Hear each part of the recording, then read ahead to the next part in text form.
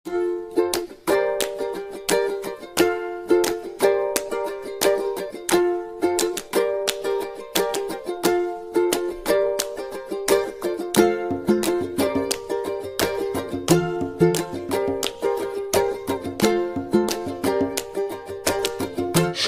সময়ে বেতন না হওয়াকে কেন্দ্র করে ও একাধিক দাবি নিয়ে কর্মবিরতির ডাক দিল পশ্চিম বর্ধমান জেলা দুর্গাপুর বিধাননগর এলাকার সাফাই কর্মীরা।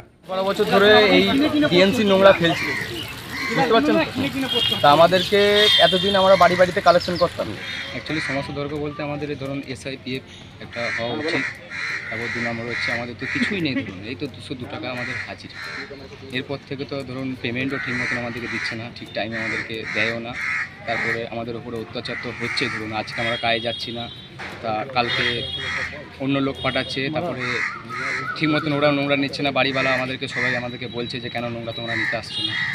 এছাড়া স্যার আমি আর কি করবো? নোংরা নেবো না পাতা নেবো না বাগানে ঘাস নেবো? আপনি যদি বাগানে যতদিন না হয়েছে ততদিন আমাদের কোনো লোক কাজে যাবে না। আর এই ফসলাটা হবে, তারপরে আমাদের সই হবে, তারপর আমাদের যত ছেলে আছে তবে আমরা কাজে যাবো না। স্যার আমার কাজে কোনো ছেলেকে কাজে দেবো না। আমার নাম হচ্ছে পরশিমেটে। কাজের শ্রমিক যারা, তাদেরকে নিয়োগ করার পর স্থায়ী যে শ্রমিক আছে তাদের কি বাদ দেওয়া হয়? না, তাদেরকে বাদ দেওয়া না, তাদেরকে জঙ্গল কাটিং, ড্রেন পরিষ্কার এইসব জায়গায় কাজে লাগানো হয়। আপনার নাম? আমার নাম বিশ্বজিৎ নামা। বলতো ওদের এই মাসে ওরা মাইনেটা পায়নি। এবারে আমি সংশ্লিষ্ট দায়িত্বপ্রাপ্ত ব্যক্তি অর্থাৎ দুর্গাপুর 3 নম্বর বোরোর যিনি SI আছেন স্যানিটারি ইন্সপেক্টর সলিল বোস, ওনার সাথে আমি কথা বলেছি। উনি বললেন যে যেহেতু এখন ইয়ার এন্ডিং ছিল তাই জন্য কালকেই ওনারা সব পাঠিয়েছেন ব্যাংকে কাগজপত্র, কিন্তু কোনো কারণবশত কালকে পেমেন্টটি ঢোকেনি।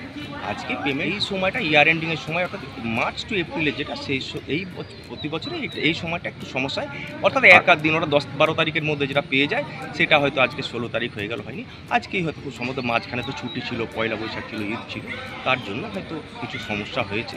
তবে আমরা আন্তরিকভাবে দুঃখিত যে আমরা চাই যে আমাদের যে সকল ওয়ার্ডে যারা আছে ছোট ভাই বোনেরা তারা মানে কোনো সমস্যার সম্মুখীন না হোক। সমস্যার সম্মুখীন হলেই আমাদের খুব কষ্ট। আমরা অত্যন্ত দুঃখিত ওরা এরকম পরিস্থিতির শিকার হয়েছে।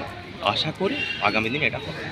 আর আরেকটা বিষয় যেটা এদের অভিযোগ আসছে, এদেরকে বাদ দিয়ে 100 দিনের কাজের জন্য যাদেরকে নিযুক্ত করা হয়েছে তাদেরকে এদের কাজে বহাল করা হচ্ছে না।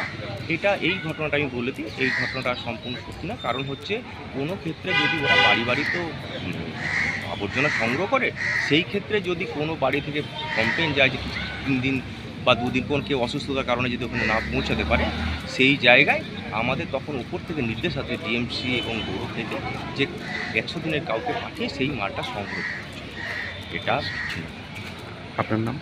আমার নাম কল্যাণ Ashis Ghosh. Thank you for watching this video. Like and share our video and please subscribe our channel.